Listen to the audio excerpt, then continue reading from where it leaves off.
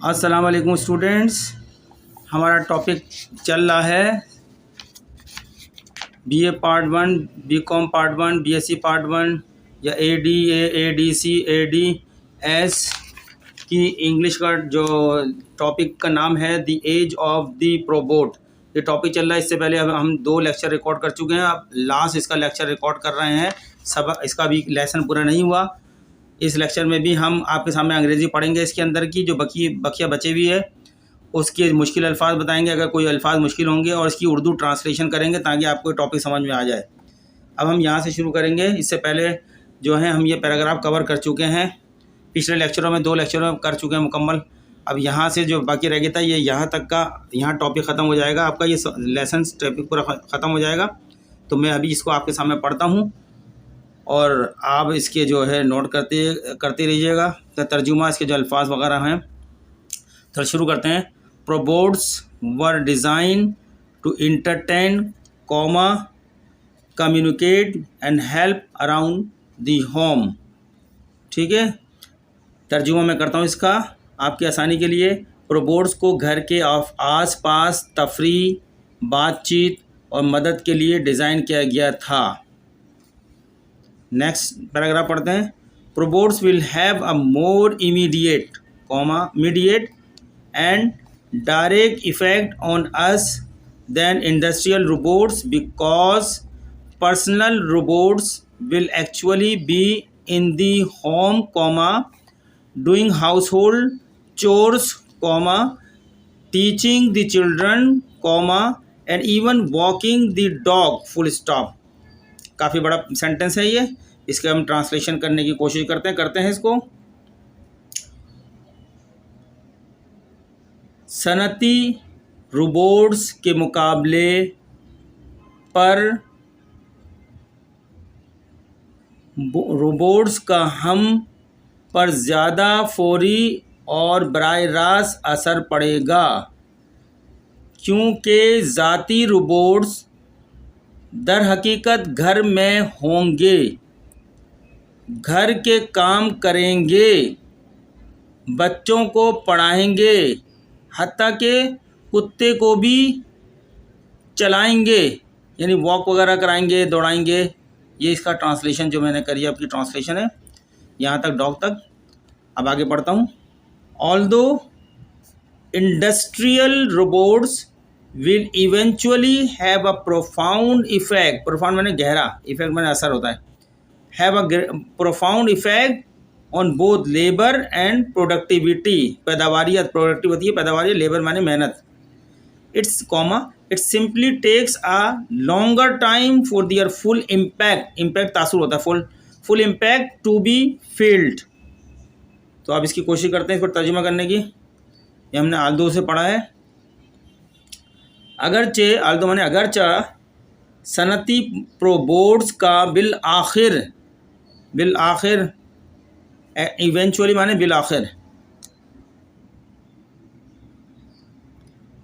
आखिर मेहनत और पैदावारी सलाहियत दोनों पर गहरा असर पड़ेगा, लेकिन इनके मुकम्मल असरात को महसूस करने में ज़्यादा वक्त लगाना है। तो ये मैंने बता दिया। आल्दो माने अगर चाहे, इंडस्ट्रियल माने सनती हो गई, रोबोट्स माने प्रोबोट्स हो गया, विल इवेंचुअली आखिरकार, हैव अ प्रोफाउंड इफेक्ट बहुत ज़्यादा गहरा असर पड़ेगा, हैव पड़ेगा, इफेक्ट गहरा असर पड़ेगा, प्रोफाउंड माने गहरा होता है, ऑन बोथ लेबर और दोनों मेहनत, एंड प्रोडक्टिविटी पैदावारियत पर। It simply takes a longer time, ये काफ़ी वक्त लेगा, for their full impact to be felt, सही तरीके पूरा असर लेने के लिए। ये मैंने आपका तर्जुमा कर दिया, वर्ड के मतलब भी बता दिए। ऊपर वाले में मैंने इंडस्ट्रियल माने सनती, रोबोट्स होते हैं बिकॉज क्योंकि, इमीडिएट माने फ़ौरन, तो डायरेक्ट माने बराह रास्त, इफेक्ट माने असर, ऑन अस हम पर। आगे इस तरह पर्सनल माने ज़ाती, रोबोट्स विल एक्चुअली माने असल में, हकीकत में असल में, बी इन दी होम घर में होगा, डूइंग हाउस होल्ड घर का काम, चोर्स माने काम होता है, यहाँ पे वर्क होता है, चोर्स घर का काम करेगा, टीचिंग पढ़ाएगा द चिल्ड्रन बच्चों को, एंड इवन और यहाँ तक कि इवन मैंने यहाँ तक कि वॉकिंग द डॉग कुत्ते को भी चलाएगा, दौड़ाएगा, भगाएगा। ये मैंने यहाँ तक आपको पूरा पैराग्राफ पढ़ के सुना दिया है। तो अब नेक्स्ट पैराग्राफ को पढ़ते हैं इसका। The robot and the computer, robot और कंप्यूटर अगर देखा जाए तो तकरीबन एक जैसे ही दोनों काम कर रहे होते हैं। रोबोट में भी कंप्यूटर ही होता है, कंप्यूटर के ज़रिए। The robot and the computer are very closely related, बहुत करीबी दोनों का ताल्लुक होता है। इनफैक्ट हकीकत में द रोबोट में भी, यहाँ तक मैं तर्जुमा कर देता हूँ, आपको थोड़ा सेंटेंस मुकम्मल हो गया था। रोबोट और कंप्यूटर का बहुत गहरा ताल्लुक है, ठीक है। इनफैक्ट दर हकीकत जो होता है, in fact the robot may be thought of as an extension of the computer, यानी रोबोट जो है कंप्यूटर का एक्सटेंशन है, और ज़्यादा उसमें इजाफा कर दिया गया है। लेकिन है ही कंप्यूटर, मशीन तो कंप्यूटर ही थी, लेकिन उसमें एक्सटेंशन किया गया है, यानी इजाफा किया गया है। यहाँ तक पढ़ते हैं। दर हकीकत रोबोट को कंप्यूटर की तौसी के तौर पर समझा जा सकता है कि कंप्यूटर की तौसी, एक्सटेंशन माने तौसी, इजाफा करना। इन द सेम मैनर, आगे बढ़ते हैं। In the same manner comma the robot may be thought of as an extension of the personal computer. तो इसका तर्जुमा करते हैं, इन दी सेम मैनर से शुरू करते हैं, तर्जुमा करते हैं। इस तरह रोबोट को ज़ाती कंप्यूटर की तौसी के तौर पर सोचा जा सकता है। ठीक है, यहाँ तक हमने पढ़ा था। आगे पढ़ते हैं। That is a personal robot is a personal computer and a great deal more, यानी दैट इज माने यानी पर्सनल रोबोट एक पर्सनल कंप्यूटर है और बहुत कुछ, and a great deal more, इसका मतलब और बहुत कुछ भी है ये, इससे भी आगे बढ़कर है। नेक्स्ट पैराग्राफ पढ़ते हैं, चलते हैं। Like a home computer comma a robot does not have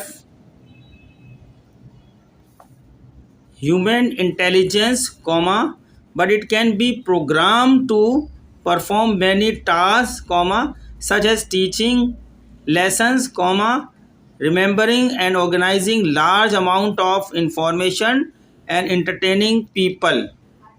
इसमें कोई ऐसा वर्ड तो मुश्किल नहीं है, अगर कोई हुआ तो बता देता हूँ, मैं इसका ट्रांसलेट करता हूँ। घरेलू कंप्यूटर की तरह एक रोबोट में इंसानी ज़हानत नहीं होती है, लेकिन इसे बहुत से काम अंजाम देने के लिए प्रोग्राम किया जा सकता है, इसमें प्रोग्राम बनाया जा सकता है इसमें, जैसे कि सबक सिखाना, बड़ी मिकदार में मालूमात को याद रखना और मुनज़्ज़म करना और लोगों को तफरीह फराहम करना। ये सारी चीज़ें, इसमें ऐसा कोई वर्ड नहीं है जो बताए जो आपको मुश्किल लगे। टीचिंग लेसन, सबक सुनाना, रिमेंबरिंग, याददाश्त रखना, and organising large amounts of information, बड़ा डेटा होता है, एंड एंटरटेनिंग पीपल, लोगों को तफरीह कराना। ये सब इंटेलिजेंस माने जहानत होती है। नॉट हैव ह्यूमन इंटेलिजेंस, इंसानी जहानत तो नहीं है इसके अंदर, but it can be program, लेकिन इसका प्रोग्राम से चलता है ये। चलें आगे नेक्स्ट पैराग्राफ देखते हैं। तर्जुमा भी कर दिया हमने, जो मुश्किल अल्फाज से वही बता दिया आपको। हाउ एवर ताहम या बहरहाल के लिए इस्तेमाल होता है how ever, because millions of people already own home computers comma the abilities of these machines are familiar to almost everyone। इसमें भी कोई ऐसा अल्फाज मुश्किल नहीं है, तर्जुमा इसका करते हैं हम। ताहम या बहरहाल, क्योंकि लाखों लोग पहले से ही घरेलू कंप्यूटर्स के मालिक हैं, इन मशीनों की सलाहियतों से तकरीबन हर कोई वाकिफ़ है। अब हम ये पैराग्राफ, लास्ट पैराग्राफ की तरफ आते हैं।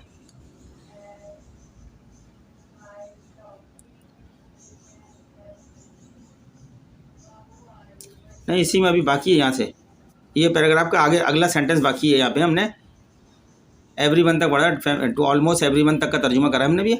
आगे, the power of the robot is still a mystery to many people comma but its abilities bracket में है like any kind of robot bracket over are really not difficult to understand. अब देखते हैं इसके माइस्ट्री है, ज़रा ये मुअम्मा होता है एक माइस्ट्री, ठीक है, और तो कोई वर्ड नज़र नहीं आ रहा मुश्किल। अब मैं इसका तर्जुमा करता हूँ आपके सामने।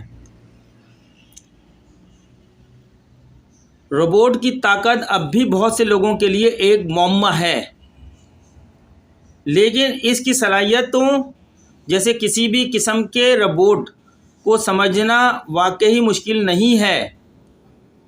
यहाँ तक है जो ब्रैकेट में था, ये हमने पढ़ा है, like any kind of robot are really not difficult, समझ मुश्किल नहीं है, टू अंडरस्टैंड समझना मुश्किल नहीं है। अब हम आते हैं लास्ट पैरा की तरफ। A probot is basically a personal computer with a body and if equipped with wheels is enable to move from one place to another.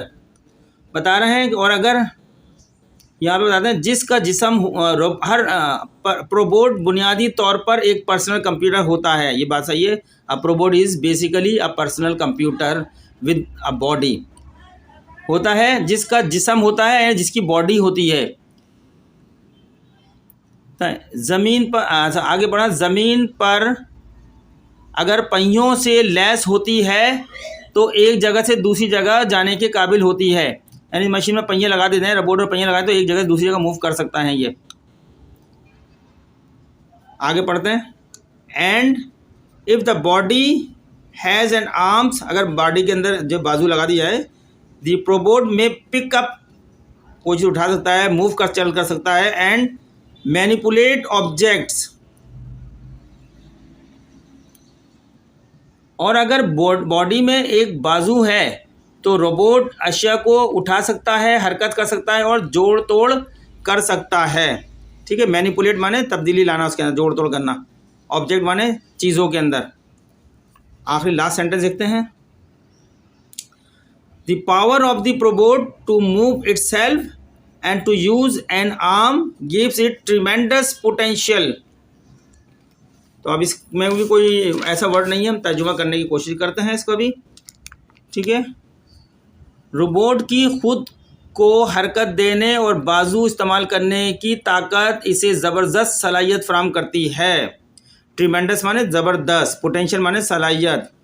ठीक है ना, आर्म माने बाजू,